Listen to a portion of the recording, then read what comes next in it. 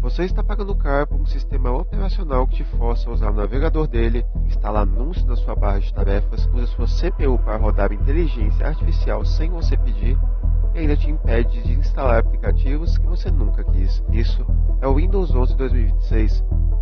Mas existe uma alternativa e ela é completamente de graça. Antes de falar sobre Linux, vamos ser completamente honestos sobre o que a Microsoft tem feito com o Windows 11 nos últimos anos. Cada item é pior do que o anterior. Primeiro, o Copilot. A Microsoft forçou a integração de inteligência artificial diretamente no sistema operacional, e o resultado disso é prático. É um processo rodando constantemente em segundo plano, consumindo memória RAM e ciclos de CPU, mesmo que você nunca clique no ícone. Segundo, o navegador da Microsoft foi costurado no núcleo do Windows de uma tal forma que desinstalar ele é completamente impossível para o usuário comum. Ele reaparece após atualizações e direciona links do sistema para si mesmo, mesmo quando o outro navegador está configurado como padrão, e exibe notificações para que você abandone ou o Chrome ou o Firefox. E por último, anúncios. No menu iniciar, nas configurações do sistema, um produto pelo qual milhões de pessoas pagaram mais de R$500. A Microsoft chegou ao ponto de exibir pop-ups incentivando o uso do OneDrive e do Microsoft 365 diretamente dentro do explorador de arquivos. Tudo isso junto pinta um quadro claro. O Windows 11 não foi projetado para servir o usuário, foi projetado para servir a Microsoft. E é exatamente por isso que hoje vamos falar sobre 10 razões para você migrar para o Linux. No Linux, o sistema operacional trabalha para você, não o contrário. Não existe nenhuma empresa do outro lado tomando decisões sobre o que pode ou não pode ser removido da sua máquina, quais processos precisam rodar em segundo plano, ou quais atualizações são aplicadas sem o seu consentimento. Quer remover o gerenciador de arquivos padrão e instalar outro? Pode. Quer desativar todos os serviços de rede e rodar o sistema completamente offline? Também pode. Quer substituir o kernel com uma versão mais customizada? Você também pode. Essa flexibilidade no controle não existe no Windows de forma alguma, e no macOS é ainda mais restrita. Isso não é só uma questão filosófica. Na prática, significa que quando algo não funciona do jeito que você quer, você tem as ferramentas e a permissão para mudar. Você não está à mercê de uma decisão corporativa que foi tomada sem consultar ninguém. Ou melhor, sem consultar você, o consumidor. O sistema é seu, de verdade, não só uma licença boba. Quando você instala uma distribuição Linux, recebe exatamente o que escolheu instalar. Não existe um catálogo de parceiros comerciais pré-carregado, não existe propaganda disfarçada de aplicativo recomendado, não existe widget de notícias tentando te prender na plataforma.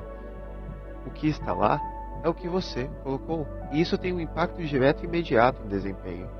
Cada processo que não está rodando é um pedaço da sua RAM que fica livre, é uma CPU que fica mais disponível para que você possa usar o que você realmente precisa. Usuários que migram do Windows 11 para distros como Linux Mint ou o Pop! OS frequentemente relatam que a máquina parece mais rápida. E não é efeito placebo, não é uma impressão. É o resultado de um sistema que não está gastando recursos com coisas que você nunca pediu. Além disso, nenhum aplicativo do Linux vai abrir uma janela no seu rosto pedindo para você atualizar para o plano Premium, assinar uma assinatura nova ou avaliar o produto. A experiência é limpa por padrão, não como resultado de horas de configuração manual. O Windows 11 custa oficialmente mais de R$500. O Windows 11 Pro ultrapassa os 1.000. E isso só para ter o direito de usar um sistema cheio de problemas que acabamos de listar. O Linux não cobra nada, absolutamente nada. Você faz download, instala e é seu para sempre. Sem licença, sem ativações, sem chave de produto, nada disso. Mas o ponto vai bem além do preço. O Linux é de código aberto. Isso significa que qualquer pessoa no mundo pode ler cada linha do código-fonte, verificar o que ela faz, identificar vulnerabilidades e propor correções. Não existe um confie na empresa, existe o código disponível publicamente pela auditoria. E essa transparência é a base da segurança e da confiança que o Linux conquistou ao longo das décadas. Já para empresas, o impacto financeiro é ainda maior. Uma organização com centenas de computadores economiza uma fortuna em licenças. E esse dinheiro pode ser reinvestido em hardware melhor, suporte ou até treinamento de seus funcionários. É por isso que governos inteiros, como o da Alemanha e o da Coreia do Sul, têm migrado ativamente para o Linux em seus órgãos públicos. Se você ainda acredita que o Linux é ruim para jogar, essa informação está desatualizada. Com o Proton, a camada de compatibilidade desenvolvida pela Valve, a grande maioria dos jogos do catálogo da própria Steam roda no Linux sem nenhuma configuração adicional. O CatOS é o exemplo mais impressionante disso hoje. É uma distribuição baseada no Arch Linux que usa kernel altamente otimizado com um agendador de processos por compilação PGO, que é Profile Guided Optimization, e patches de performance que reduzem a latência e aumentam o desempenho do sistema. Na prática, os resultados são frame rates mais altos e um tempo de resposta mais baixo para jogos como CS2, Cyberpunk 2077, Elden Ring, entre outros. O motivo pelo qual o Linux pode superar o Windows em jogos é muito simples. A ausência de excesso de processos em segundo plano. No Windows, mesmo em acessão de jogo, dezenas de processos do sistema continuam ativos. Telemetria, indexação, atualizações automáticas, serviço de anúncio. Já no CatOS, o sistema está focado.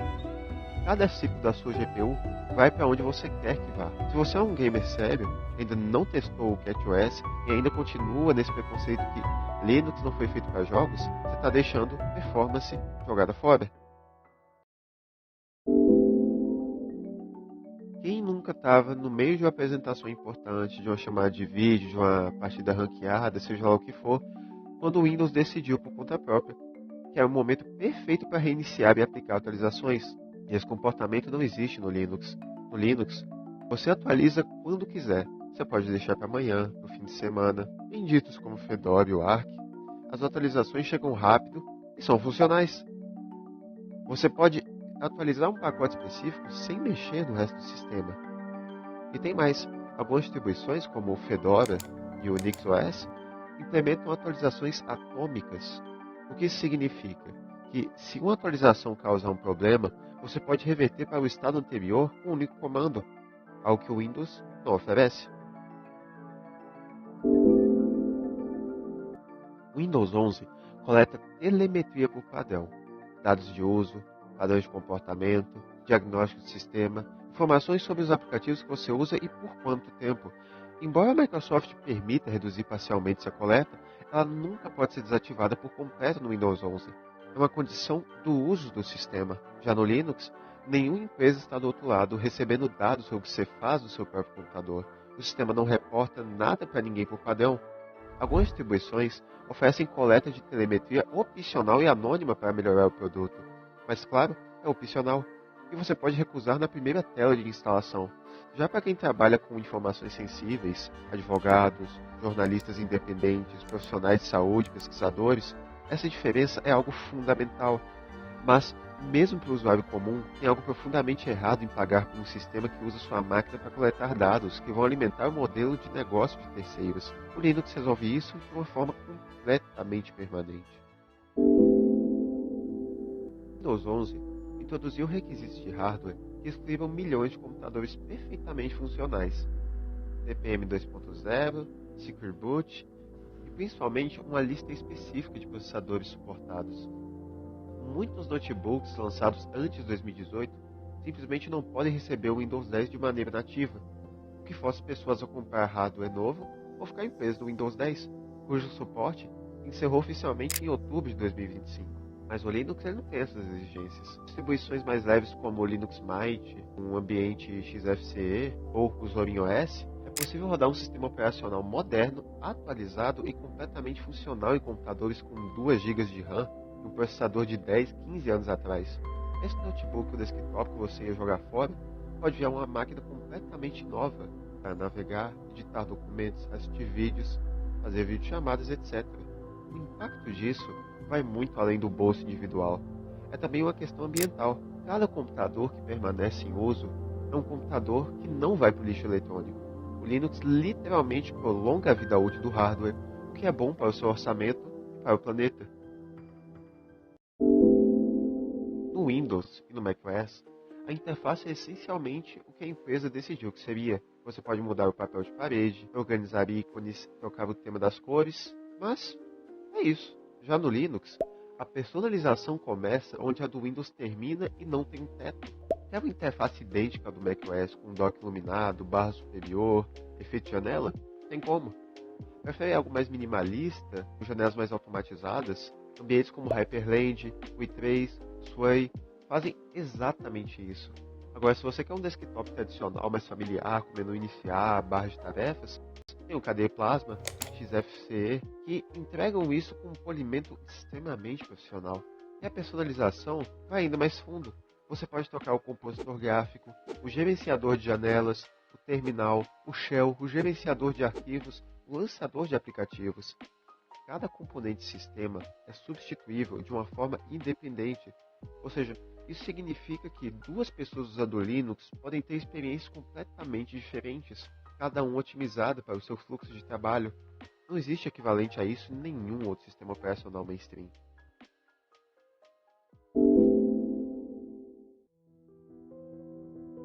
Existe uma razão pela qual 96% dos servidores do mundo rodam Linux, incluindo os sistemas operacionais da própria Microsoft, da Amazon, da Google, do Facebook. Linux é o sistema operacional mais estável e mais seguro em ambientes de produção. E essa reputação foi construída ao longo de décadas de uso em infraestruturas críticas. A arquitetura de permissões do Linux torna a propagação de malware muito mais difícil. No Windows, em um executável malicioso, você pode ter acesso a grande parte do sistema com relativa facilidade. No Linux, cada processo roda com permissões mínimas. Qualquer ação que afete o sistema requer autenticação extremamente explícita. O resultado prático é que vírus e ransomware projetados para Windows simplesmente não funcionam no Linux, e o mercado de malware para Linux é extremamente menor.